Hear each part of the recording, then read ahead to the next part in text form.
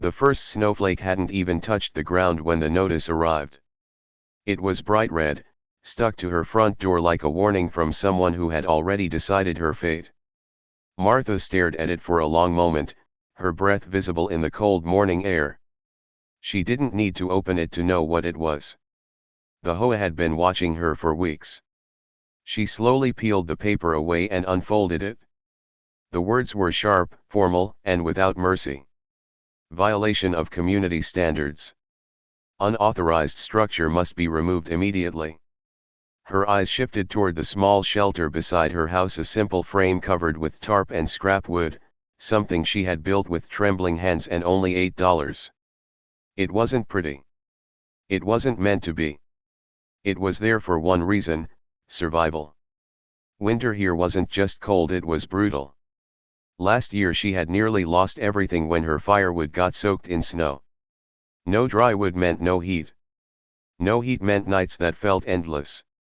This year she had promised herself that would never happen again. But the HOA didn't care. To them, it was an eyesore.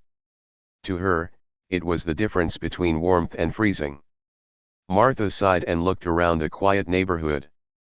The houses were large, polished, almost perfect, nothing like her aging home at the edge of the block. Curtains shifted slightly in nearby windows. People were watching, as always. Not helping. Just watching. She folded the notice carefully and slipped it into her coat pocket. Inside her house, the heater clicked weakly. Bills piled on the table, reminders of how little room she had for mistakes. She walked to the window and watched clouds gathering. The sky had that heavy gray color that meant snow was coming soon. Her phone buzzed. Another email from the HOA. Final warning. Remove the structure within 72 hours. Her hands trembled, not from fear, but from exhaustion. She had done nothing wrong. She hadn't bothered anyone. She had simply tried to prepare for winter. Outside, a cold wind rushed through the street, rattling the tarp on her shelter like a whisper of what was coming. She stepped outside again and touched the wooden frame gently. This stays, she murmured to herself. Because she knew something the HOA didn't. Winter was coming fast, and once it arrived, nobody would care about rules, only survival. She didn't realize yet that this tiny $8 shelter would soon become the center of a conflict so big that the entire neighborhood would be forced to choose sides. And when the snow finally fell, everything would change. The next morning felt colder, heavier, as if the sky itself had joined the HOA against her. Martha stepped outside with a mug of weak coffee and stared at the small shelter beside her house. The tarp fluttered softly in the wind, tied tightly to wooden poles she had found behind a hardware store dumpster. It wasn't perfect, but it worked. Her firewood inside remained dry, stacked neatly like a promise that she would survive the coming storm. Across the street, Mrs. Collins pretended to water her frozen plants while watching everything. Martha ignored her. The HOA notice burned in her pocket. 72 hours. Remove it or face fines. Possibly legal action. The words felt like a threat wrapped in polite language. She bent down and adjusted the rope on the shelter, tightening the knot with stiff fingers. Every movement reminded her how alone she was. Her husband had passed years ago, her children lived far away, and most neighbors treated her like she was invisible or worse, inconvenient. A car slowed near her driveway. Two people stepped out, both wearing matching jackets with the HOA logo. Smiles stretched across their faces, but their eyes were cold. Mrs. Parker, one of them said, holding a clipboard. We're just doing a follow-up inspection. She nodded but didn't speak. The taller one pointed toward the shelter. You understand this violates aesthetic guidelines, right? This neighborhood has standards. Martha took a slow breath. It keeps my firewood dry. He shrugged. That's not our concern. Those words hit harder than the wind. Not our concern. They walked around, taking pictures from different angles as if documenting a crime scene. One even measured the height of the structure. Martha felt anger rising, but she kept quiet. Arguing would only make things worse. Before leaving, the woman handed her another paper. If it's not removed by the deadline, penalties will begin immediately. The car drove away. From behind curtains, neighbors watched. Nobody spoke to her. That evening, the temperature dropped suddenly. The weather report warned of an early blizzard, rare but dangerous. Martha listened quietly as the reporter talked about road closures and power outages. She looked at her shelter again. Every piece of wood inside meant warmth. Every dry log meant another night she could survive. Her phone buzzed a message from a neighbor she barely knew. Maybe just take it down. The HOA doesn't joke around. She deleted the message without replying. As darkness settled, snow began to fall, light at first, then thicker. The world grew silent. Inside, Martha sat by the window, watching flakes gather on rooftops. She felt something strange, not fear, but determination. They thought she would give up. They thought she had no choice. But the storm outside was nothing compared to the one that was coming between her and the HOA. And by morning, the countdown would feel very different. By dawn, the neighborhood had disappeared under a thick blanket of snow. Martha opened her front door and felt the icy air rush in like a warning. Snowdrifts climbed halfway up her porch steps. The wind howled between houses, carrying sharp flakes that stung her cheeks. Winter hadn't waited politely, it had arrived all at once. She pulled her coat tighter and walked toward the small shelter. The tarp held strong. Inside, her firewood was dry, safe, untouched by the snowstorm. Relief washed over her. She ran a gloved hand across the stacked logs and smiled quietly. This was why she had built it. Not to break rules. Not to cause trouble. Just to survive. Across the street, things were different. A delivery truck had slid sideways near the curb. Two neighbors struggled to push it free, shouting over the wind. Another house flickered with failing lights. The storm was already stronger than anyone expected. Martha carried a few logs back inside and started a small fire in her old stove. Warmth slowly filled the room. The crackling sound felt comforting, almost protective. Then her phone rang. Unknown number. She answered cautiously. Mrs. Parker, a firm voice said. This is the HOA board. We notice the structure is still standing. She stared at the flames. Yes. You were given a deadline. The violation still stands. She couldn't believe what she was hearing. Snow pounded against the windows, the world outside turning white and dangerous, and they were calling about a shelter. It's a blizzard, she said quietly. I'm not tearing it down. A pause. Failure to comply will result in immediate fines. The line went dead.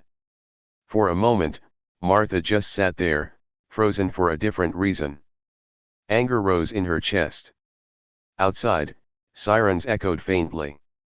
The storm was getting worse. She looked through the window and noticed something else. Several neighbors were now struggling. One tried to cover a pile of firewood with plastic, but the wind ripped it away. Another banged on a garage door that wouldn't open. Martha felt a strange mix of emotions. These were the same people who ignored her. The same people who watched silently while the HOA threatened her. Yet the storm didn't care about sides. Hours passed. Snow kept falling. By evening, the lights in multiple homes went out. The neighborhood that had once looked perfect now felt fragile, exposed. Martha added another log to the fire and wrapped herself in a blanket.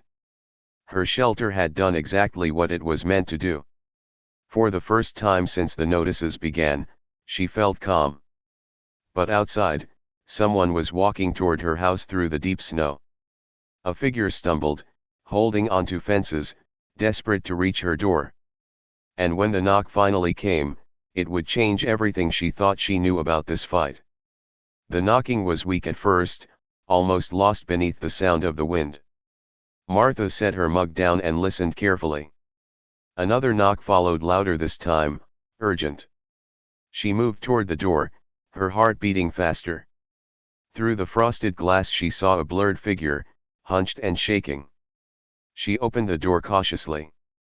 It was Mr. Collins, the same neighbor who had once complained that her yard looked unfinished. Snow clung to his coat, and his face was pale. "Our heat's gone," he said, teeth chattering. "Power's out, we don't have dry wood." Martha hesitated only a moment before stepping aside. "Come in." He stumbled inside, shivering violently. Warm air from the stove wrapped around him like a rescue. He stared at the fire, then at the pile of dry logs near her hearth. "You still had wood," he whispered. She nodded, saying nothing. For a long second, embarrassment crossed his face. He knew exactly where that dry wood had come from, the shelter the HOA wanted gone. Before either of them could speak again, another knock came. This time it was Mrs. Collins, holding a blanket around her shoulders, followed by a younger neighbor from down the street. Their faces carried the same desperate expression. "The storm knocked everything out," she said quietly. "Can we just warm up for a bit?" Martha stepped back and let them in. The small living room quickly filled with the soft sounds of relief, people warming their hands, breathing easier, realizing they were safe for now. Outside, the wind roared like something alive, shaking windows and rattling rooftops. Nobody mentioned the HOA. Nobody mentioned the notices. But everyone kept glancing at the fire and at the steady supply of dry wood. Hours passed. Someone brewed tea. Someone else laughed nervously, surprised at how quickly strangers could feel like allies when survival was involved. Then Martha's phone buzzed again. Another HOA email. "Final violation warning. Fines begin tomorrow if the structure remains." She stared at the screen, disbelief mixing with anger. Here she was, sheltering the very neighbors who had once ignored her while the HOA sat somewhere warm, sending threats. Mr. Collins noticed her expression. "Everything okay?" She hesitated, then showed him the message. Silence fell across the room. Mrs. Collins spoke first. "They're still doing this? In the middle of this storm?" Martha gave a tired smile. "Seems so." Outside, snow slammed against the windows harder than before. The storm wasn't done yet. And neither was the story. Because just as everyone began to settle in, headlights flashed outside her house, bright beams cutting through the snow. Someone else had arrived. And judging by the dark SUV parked at the curb, it wasn't a neighbor looking for warmth. The dark SUV idled outside, its headlights slicing through the falling snow like a spotlight. Everyone in the room turned toward the window. Martha felt a knot tighten in her stomach. She already knew who it was before the doorbell rang. The HOA. She walked slowly to the door and opened it just enough to see two board members standing there, bundled in expensive coats. Snow swirled around them, but they didn't look cold, just impatient. "Mrs. Parker," the taller one said. "We need to discuss the violation immediately." Martha stared at him in disbelief. "In the middle of a blizzard? This matter can't wait." Behind her, the neighbors exchanged uncomfortable glances. They knew exactly what this was about. She stepped outside, pulling the door nearly closed behind her so the warmth wouldn't escape. Wind pushed against her coat, biting her face. "You were instructed to remove the structure," the woman said, holding a folder under her arm. "Since you failed to comply, we are preparing enforcement actions." Martha pointed toward the shelter, half buried in snow. "That structure is the reason people are staying warm right now." The man frowned. "That's irrelevant. It doesn't meet neighborhood aesthetics." The words felt almost unreal. From inside the house, the door opened slightly and Mr. Collins stepped out. "Actually," he said, voice firm, "it's very relevant. Our firewood got soaked. We'd be freezing without hers." The HOA members looked surprised. Mrs. Collins appeared next to him. "You came here tonight to complain about a shelter, while she's helping half the street." The woman from the HOA stiffened. "This isn't about emotions. It's about rules." Martha felt anger rising like heat. Rules shouldn't matter more than people. Snow whipped around them, louder now, as if the storm itself agreed. The taller board member sighed. "If the structure isn't removed by tomorrow, fines begin. Continued non-compliance could lead to legal action." They turned and walked back toward the SUV, boots crunching through snow. Before getting in, the woman paused. "You could have avoided all this by simply following guidelines." The door slammed shut. The SUV disappeared into the white night. For a moment, nobody spoke. Then Mr. Collins shook his head. "Unbelievable." Martha exhaled slowly and stepped back inside. Warm air wrapped around her again, but her hands trembled not from cold, but frustration. She had done nothing but prepare for winter. Yet somehow, she was being treated like a problem. The fire crackled softly.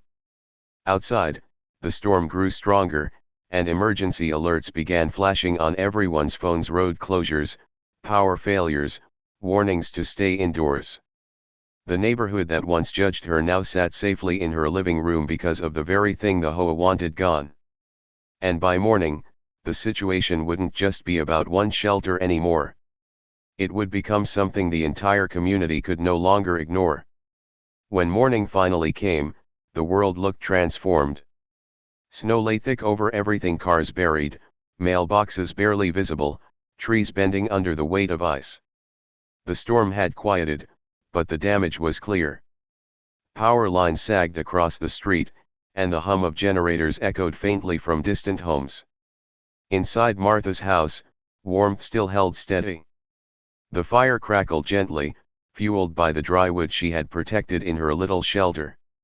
The neighbors who had stayed overnight woke slowly, stretching and speaking in low voices.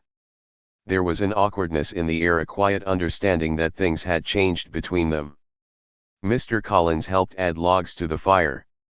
"I owe you an apology," he said finally. "I should have said something earlier, when they started giving you trouble." Martha smiled faintly. "You weren't the only one." A knock interrupted them. This time it wasn't frantic. It was firm, official. She opened the door and found a city utility worker standing there, clipboard in hand.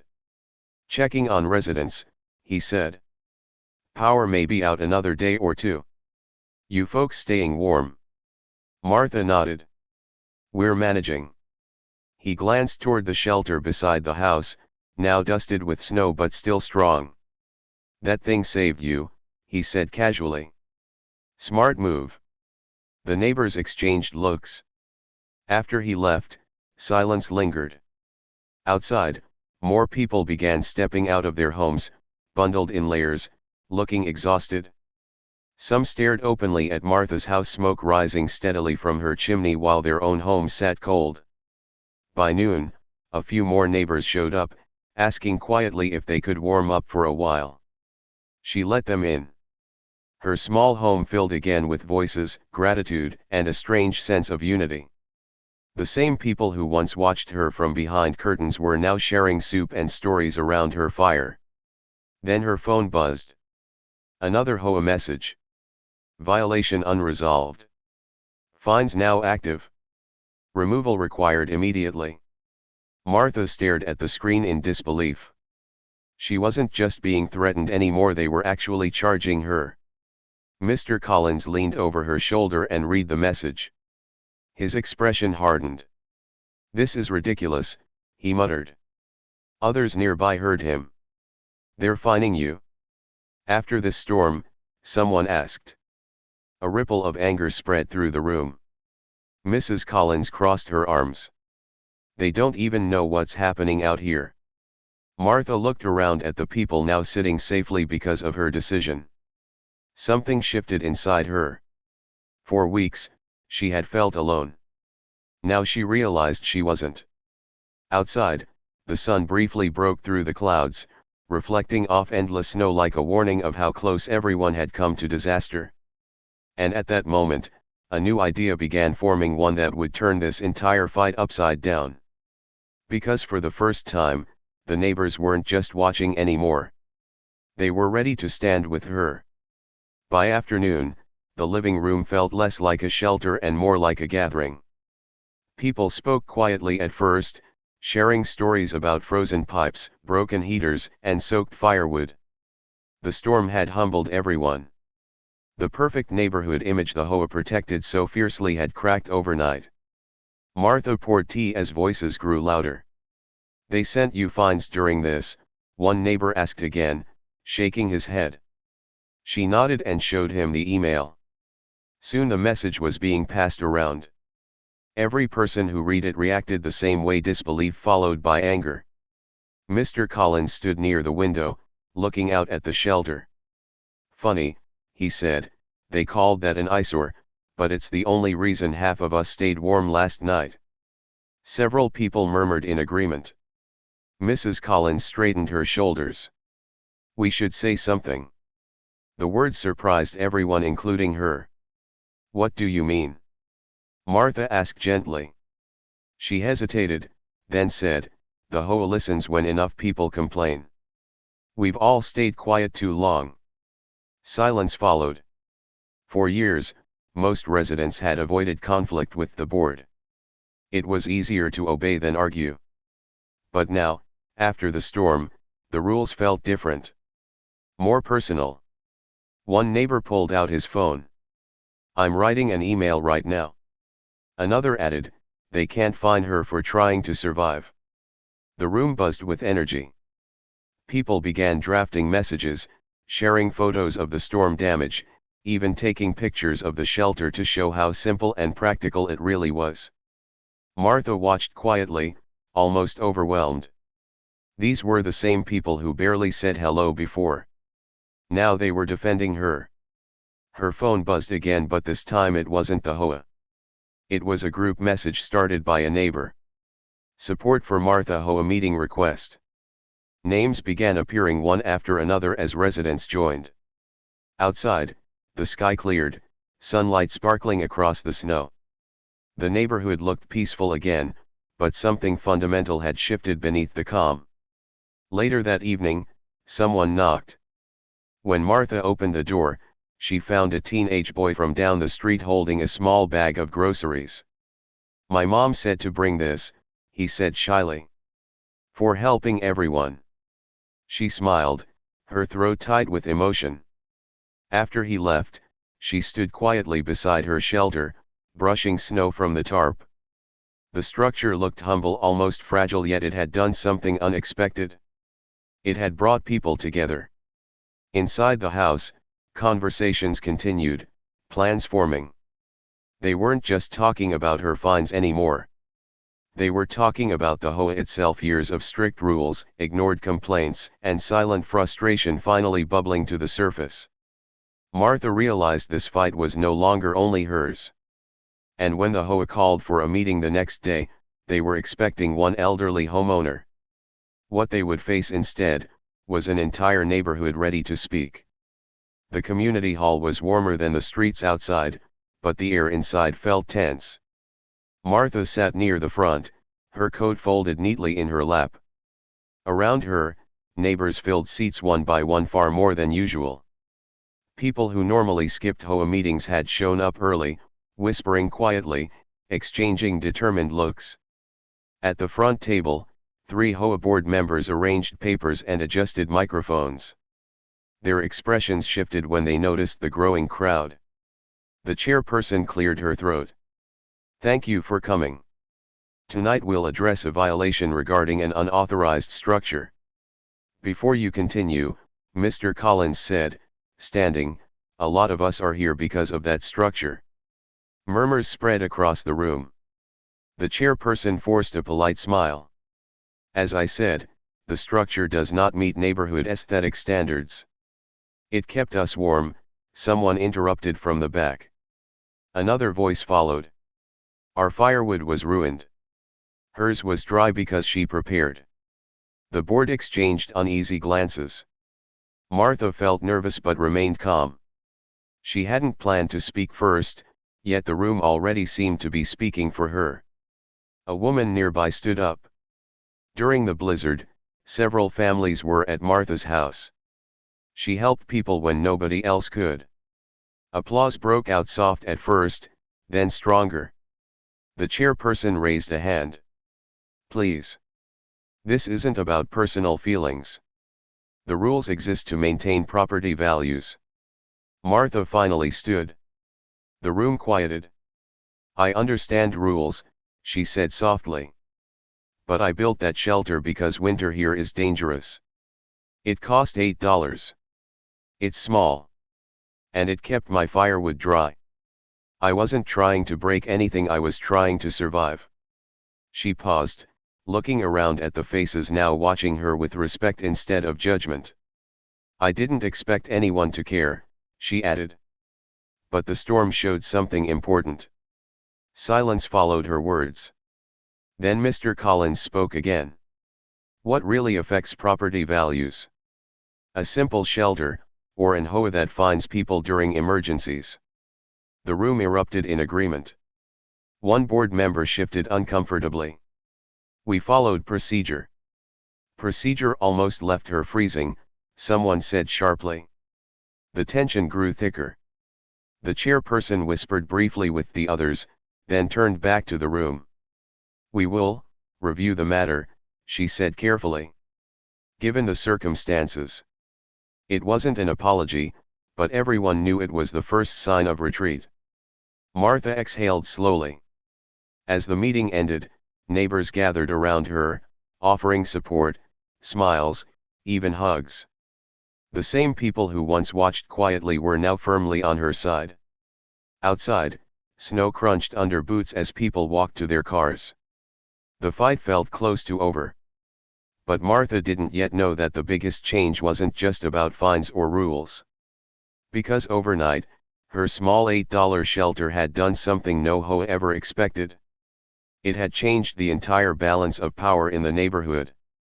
The decision came 3 days later. Martha was feeding the fire when her phone buzzed with a new email from the HOA. For a moment, her stomach tightened. She expected another warning, another demand. Instead, the subject line read, Violation Status Update. She opened it slowly. After review, the board had voted to remove all fines related to her shelter.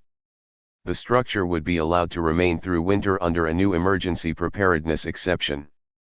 Future guidelines would also be reconsidered. Martha read the message twice, hardly believing it. Outside, the snow was finally beginning to melt.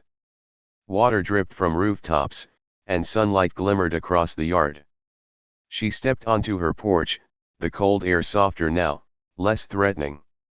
Across the street, Mr. Collins waved. A few neighbors were clearing paths together, laughing, something she had never seen before. Looks like you won, he called. She smiled gently. Feels like we all did. The truth was, something bigger had changed than just a rule. The storm had exposed cracks that had been there for years: distance between neighbors, fear of speaking up, blind obedience to guidelines that forgot about real people. And somehow, a tiny shelter made from scrap wood and an $8 tarp had forced everyone to see it. Later that afternoon, she walked out to the shelter itself. The tarp fluttered lightly in the breeze. Snow slid off its edges, revealing the neatly stacked firewood still inside, dry, reliable, simple. She touched the frame and remembered the moment she built it alone, thinking nobody would understand. She had been wrong. A knock came at the gate. It was the teenage boy again, this time with his mother. She carried a basket. We wanted to thank you, the woman said. And, we were thinking maybe we should build something similar for emergencies next year. Martha laughed softly. I can show you how. Soon another neighbor joined them. Then another. Before long, people were talking about preparedness plans, sharing ideas, helping one another instead of waiting for permission. The neighborhood felt warmer not because the weather had changed, but because the people had. That evening, Martha sat by the fire and watched the last light fade through her window. The shelter outside cast a small shadow against the snow, humble and quiet. The HOA had tried to make her take it down.